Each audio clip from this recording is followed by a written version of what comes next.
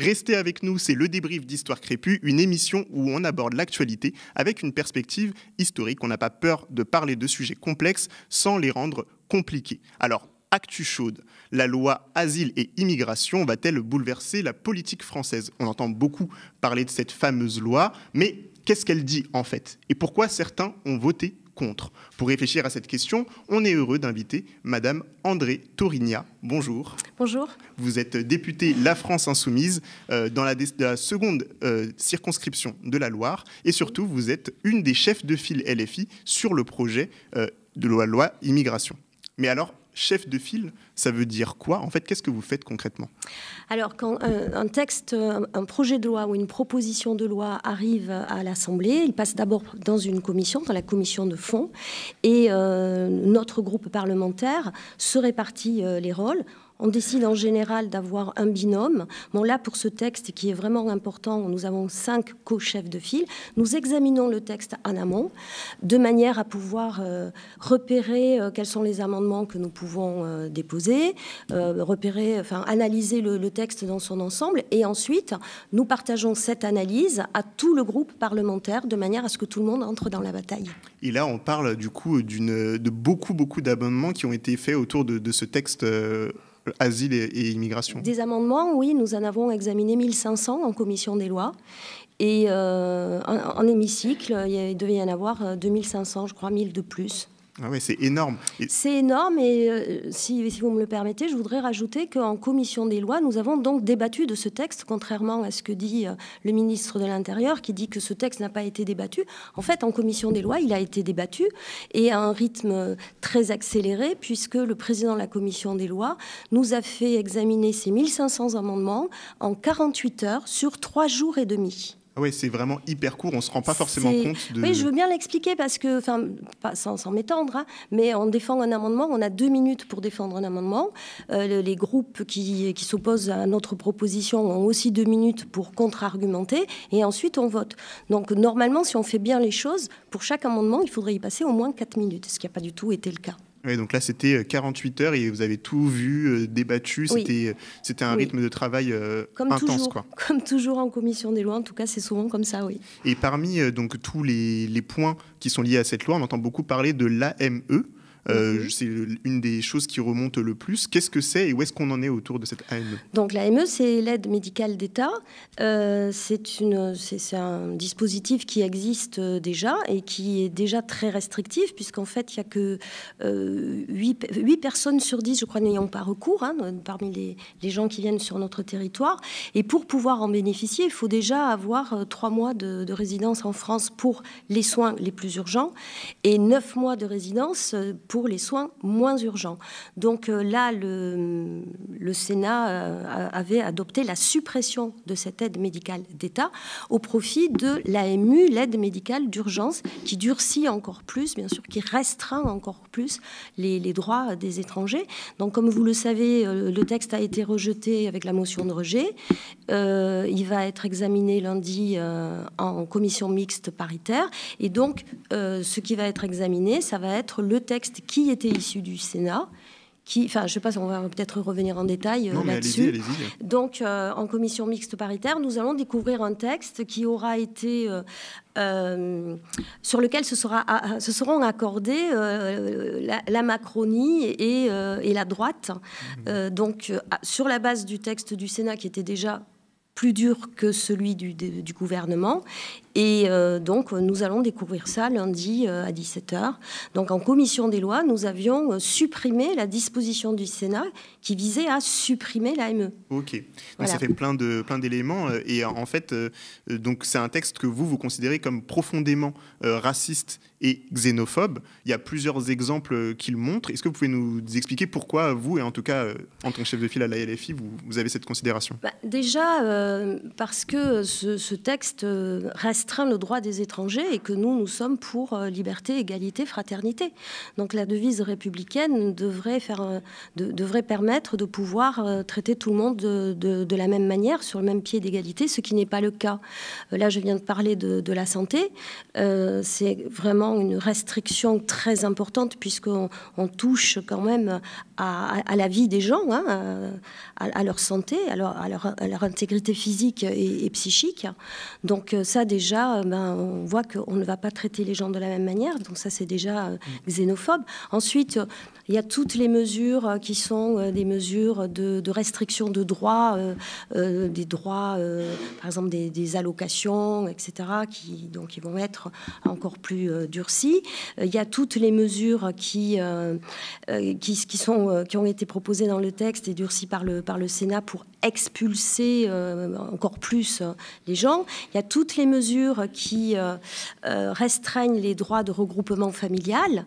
Et le texte a permis aussi d'ouvrir la porte et de dérouler le tapis rouge à la droite et à l'extrême droite pour que ceux-ci déposent des amendements absolument impensables, qui n'avaient pas été retenus à la commission des lois, mais qui pourraient revenir en CMP, je ne sais pas. Et parmi ces amendements, j'avais entendu parler de quelque chose qui ferait la différence entre les étrangers européens et les étrangers hors Europe. Oui, c'est-à-dire qu'ils ont osé écrire dans un amendement, c'est-à-dire ils ont osé imaginer qu'il pourrait y avoir une loi qui ferait la différence entre les étrangers européens et les étrangers non européens, c'est-à-dire entre les blancs et les plus bronzés. Et de même qu'ils ont imaginé aussi des amendements qui prévoyaient des mesures restrictives, de restreindre les droits des ressortissants algériens. Ah oui, c'était spécifiquement visé. C'était spécifiquement, ça c'est des amendements des Républicains, qui spécifiaient dans l'exposé des motifs, cette mesure s'appliquera aux ressortissants algériens, et cette phrase était écrite en gras. De la même manière, un amendement des Républicains visait à sortir le droit des étrangers de la Convention européenne des droits de l'homme. Vous vous rendez compte jusqu'où on va. Donc là, c'est vraiment un racisme assumé, c'est-à-dire que le racisme, jusqu'à présent, était déjà pas mal décomplexé dans la rue. Là, était dans la Maison du Peuple lorsque notre collègue Carlos Bilongo a reçu cette insulte, dont vous vous souvenez sans doute, retourne en Afrique, même si on ne sait pas vraiment... Enfin, ils disent que ce n'était pas ce qu'ils vraiment ils avaient dit, mais de toute façon, le propos était raciste. Et là, on a passé un cap supplémentaire grâce au ministre de l'Intérieur, puisque ces paroles racistes sont carrément écrites dans un texte qui pourrait être un texte de loi. Ce qui me fait dire que... ce que je voudrais aussi rappeler que Darmanin, vous en souvenez, avait trouvé Madame Le Pen trop molle. Donc là, en fait, il déroule le tapis rouge. Et d'ailleurs, il y a une députée qui a dit au Rassemblement national, on vous offrait cette loi sur un plateau d'argent. Donc, et pour que les gens qui ne connaissent pas forcément le fonctionnement de l'Assemblée, etc., comprennent bien, vous dites le gouvernement déroule le tapis rouge à la droite et à l'extrême droite pour qu'il fasse passer des mesures racistes ou qu'il les propose. Comment ça se passe, la proposition de loi? Elle vient de qui au départ? Alors la proposition de loi, attention, là c'est pas une proposition de loi, c'est un projet de loi. Un projet de loi, c'est un texte qui vient du gouvernement. Et une proposition de loi, c'est un texte qui vient de l'opposition, enfin de l'hémicycle, des députés. C'est dans un sens et dans l'autre. Donc là, il vient du gouvernement. Voilà, donc c'est un projet de loi. Donc le projet de loi, il était déjà quand même très dur. Nous, tel qu'il était écrit, nous y serions opposés s'il était passé tout de suite à l'Assemblée nationale. Il est passé au Sénat, qui l'a encore plus durci. Donc de toute façon, ni la version du gouvernement, ni la version du Sénat ne nous conviennent et nous nous opposerons fermement jusqu'au bout. Et là, on a beaucoup parlé d'opposition, vous êtes contre, vous avez d'ailleurs voté contre, mais vous avez aussi proposé des choses, et c'est des choses qui nous intéressent. Qu'est-ce que vous proposez? Il y a donc votre programme Urgence à l'accueil, une autre politique migratoire est possible. Il y a donc des propositions que vous faites. Est-ce que vous pouvez nous en parler aussi? Alors, je reviens sur le document que vous avez montré. En fait, ce n'est pas notre programme. Oui. C'est-à-dire que pendant un an, puisque ce projet nous avait été promis dès l'année dernière. Pendant un an, nous sommes préparés à l'examen de ce projet de loi et nous avons passé un an à auditionner des associations, des chercheurs, des syndicats sur ce thème. Et c'est la synthèse des auditions avec leurs propositions et puis celles aussi que nous pouvons rajouter. C'est quand même intéressant de voir aussi la fragilité de la Macronie, puisque pendant un an, on nous avait promis ce texte qui n'est pas arrivé parce que le gouvernement était très embêté avec la mobilisation contre la réforme des retraites. Donc, il n'arrivait pas en plus à trouver une majorité sur ce texte. Donc, ce texte qu'on nous avait promis dès l'automne 2022, puis en décembre 2022, puis en janvier 2023, bon, il a fallu quand même un an pour qu'il arrive enfin dans l'hémicycle. Alors, nous avons des propositions. Nous, notre proposition, peut-être la première proposition, c'est la régularisation de tous les travailleurs sans papier. C'est aussi la régularisation de tous les parents dont les enfants sont scolarisés. C'est aussi, c'est important, mettre l'OFPRA, non pas sous l'égide du ministère de l'Intérieur, alors, mais sous... l'OFPRA, pour celles et ceux qui ne connaissent pas, c'est l'Office français de protection des réfugiés et des demandeurs d'asile, peut-être. Non, je ne veux pas me... En tout cas, c'est ce qui s'occupe de ceux qui demandent l'asile. C'est ça. Et donc, mettre l'OFPRA sous l'égide du ministère des Affaires étrangères, qui est plus à même de voir les contextes internationaux que le ministère de l'Intérieur, qui donne déjà la marque et la vision répressive et non pas le sens de l'accueil. Et moi, j'avais vu parler aussi de la question des langues. Vous avez travaillé aussi sur la question de l'accueil et des langues qui sont utilisées, parce que c'est vrai que si on répond aux gens en français, à des gens qui parfois ne maîtrisent pas ou qu'on leur demande même d'écrire seulement en français, ça pose une question. Bien sûr, parce qu'il n'y a pas forcément des interprètes. S'il y a des interprètes, c'est souvent par visioconférence ou par téléphone. Et nous pensons qu'un étranger qui arrive en France après le parcours dont on sait les souffrances, pour raconter son histoire, puisqu'il a besoin de raconter son histoire pour justifier sa demande d'asile, il doit être en confiance. On ne peut pas être en confiance devant un écran ou au téléphone. Donc, il faut pouvoir lier un lien, enfin, avoir un lien de confiance avec la personne à qui on va raconter des choses assez terribles. Donc, il faut ce lien humain. Et nous demandons effectivement des emplois, des recrutements de traducteurs, d'interprètes. C'est vraiment très, très important. Et sur l'apprentissage du français, puisqu'il y a aussi cette mesure dans ce texte assez abject que la régularisation devrait être conditionnée par un examen. Alors, bon, qu'on soit, si on veut s'installer en France, qu'on puisse avoir un enseignement, un apprentissage du français, bien sûr, nous ne nous y opposons pas, c'est évident, mais sanctionner la régularisation à un examen, c'est vraiment très dangereux, surtout de niveau A2. Je ne suis pas sûre que tous les gens qui vivent aujourd'hui en France et qui ont la nationalité française réussiraient d'ailleurs à cet examen. Donc, obliger les gens à passer cet examen et dire si vous l'avez pas, vous n'avez pas vos papiers, c'est complètement contre-productif. Et bon, moi qui suis enseignante de lettres modernes, je peux vous dire que c'est pas parce qu'on va mettre un examen que les gens vont mieux parler le français. Ça ne va pas fonctionner comme ça. Non, ça ne va pas fonctionner comme ça. Il y a la question aussi de la déshumanisation des personnes au moment de l'accueil ou des rencontres à la préfecture, etc. C'est quelque chose sur lequel vous avez travaillé, que vous avez pu observer.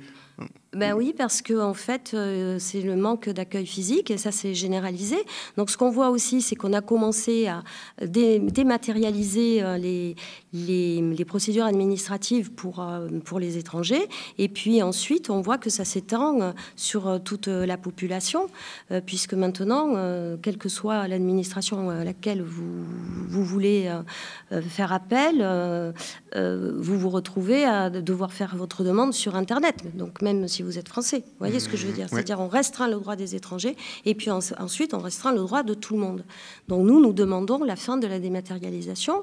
Et d'ailleurs, lors de notre niche parlementaire, c'est-à-dire la journée qui nous est donnée pour pouvoir présenter nos propositions de loi, notre député Daniel Obono a fait voter cette proposition de loi visant à imposer un retour à un accueil physique dans toutes les administrations, dans tous les services publics. Super, ça c'est justement une victoire. Oui. Et d'ailleurs, le combat n'est loin d'être fini. Et là, il y a encore des choses qui se préparent. C'est quoi la suite autour de la loi ? Vous allez faire partie de la commission paritaire pour étudier ce qui va suivre. Qu'est-ce que c'est pour nous expliquer rapidement ? Alors, la commission mixte paritaire est composée de 7 sénateurs et de 7 députés qui doivent... normalement, qui doivent se mettre d'accord sur un texte. En fait, le texte que nous allons découvrir lundi à 17h, le jour où la commission paritaire est réunie, le texte est déjà réécrit par les rapporteurs des deux chambres du Sénat et de l'Assemblée. Et depuis que le texte a été rejeté, il y a des réunions entre la droite, la Première ministre, des petits arrangements en couloir, dont on ne sait pas vraiment ce qui va ressortir. Bon, on sait que, je crois qu'aujourd'hui, il y a un 3e rendez-vous qui était prévu, ce qui fait qu'ils n'arrivent pas à se mettre d'accord, ils s'entre-déchirent, parce que, évidemment, la droite tire vraiment à droite, et que c'est un peu beaucoup de cinéma, finalement, puisque, comme je vous le disais, Darmanin trouvait que Marine Le Pen était trop molle, et maintenant, dans le groupe des députés Renaissance, il y en a quand même qui trouvent que ça va trop loin. Il y aurait 40 députés qui seraient prêts à voter contre le texte s'il était durci. Donc, ils s'entre-déchirent. Donc, nous allons découvrir lundi ce texte qui sera déjà réécrit par les rapporteurs des deux chambres. Nous avons demandé à ce que les débats de la commission mixte paritaire puissent être publics, c'est-à-dire enregistrés, comme le sont tous les débats à l'Assemblée nationale. Vous avez pu suivre, et vous pouvez encore suivre, si ça vous intéresse, tous les débats qui ont eu lieu en commission des lois, comme vous pouvez voir même en replay, vous savez, tous les débats dans l'hémicycle. Donc nous demandons à ce que la commission mixte paritaire ne se fasse pas en huis clos. Nous l'avions demandé aussi pour la réforme des retraites, ça nous est toujours refusé. Ça prouve que il n'y a pas de transparence. Il n'y a pas de transparence, et ça, c'est grave quand même. Et est-ce que, parce que certaines personnes ont crié victoire quand on a vu du coup que la loi il y a eu un vote contre, mais est-ce qu'il est trop tôt pour crier victoire? Vers où est-ce qu'on va en fait? Oui, non, effectivement, on ne peut pas encore vraiment crier victoire, mais bon, nous étions vraiment très heureux parce que déjà, nous avons échappé à 15 jours de discours xénophobes et racistes dans l'hémicycle. Parce que bon, déjà, comme je vous l'ai dit, on a passé 3 jours et demi en commission à entendre des choses absolument insupportable. Donc là, on a évité ces 15 jours de discours racistes et xénophobes. C'est déjà une première victoire. Ensuite, on verra ce qui sort de la commission mixte paritaire. Donc si le Sénat et si cette commission mixte paritaire arrive à avoir un accord sur un texte, ce texte doit être voté ensuite par les deux chambres, par le Sénat et par l'Assemblée. Il se peut que déjà la commission mixte paritaire ne soit pas conclusive, c'est-à-dire qu'on n'arrive pas à se mettre d'accord sur un texte, parce que, comme je vous l'ai dit, c'est la course à l'échalote, et en même temps, il y a le groupe Renaissance qui se fracasse un peu. Donc, on va voir si la CMP, si la commission mixte paritaire n'est pas conclusive, le président de la République a dit qu'il retirerait ce texte. Ah. Donc, ce serait plutôt intéressant. Après, il ne tient pas toujours ses promesses. Ouais. Et vous serez de toute façon aux premières loges, vous serez au cœur de cette commission. Et juste pour comprendre, vous serez la seule personne représentante de la LFI, ou bien il y a plusieurs personnes? Enfin, c'est composé comment? Oui, non, très rapidement. Il y a 7 députés. Je suis la seule de la NUPES même. J'ai une suppléante. Je suis titulaire. Danielle Obono, la députée Danielle Obono est suppléante. Mais nous représenterons seule la NUPES, les autres étant des Républicains, de Rassemblement national et Renaissance. Ok, ouais, donc il va falloir vraiment se battre. Oui. On vous souhaite beaucoup de courage du coup, et on sera avec vous, on vous donne de la force. Merci beaucoup. Merci Madame André Torigna. Donc je rappelle que vous êtes députée La France Insoumise dans la 2e circonscription de la Loire, et surtout vous êtes une des chefs de file LFI sur le projet de la loi Asile et Immigration. Merci d'avoir répondu à nos questions sur le projet de loi immigration, et restez avec nous dans la suite de cette émission. On va parler d'un sujet très important, la question de la lutte contre l'antisémitisme est-elle instrumentalisée aujourd'hui en France? Mais avant de répondre à cette question, on va passer 5 minutes avec Médistorien pour parler des racines idéologiques du gouvernement Netanyahou. Générique.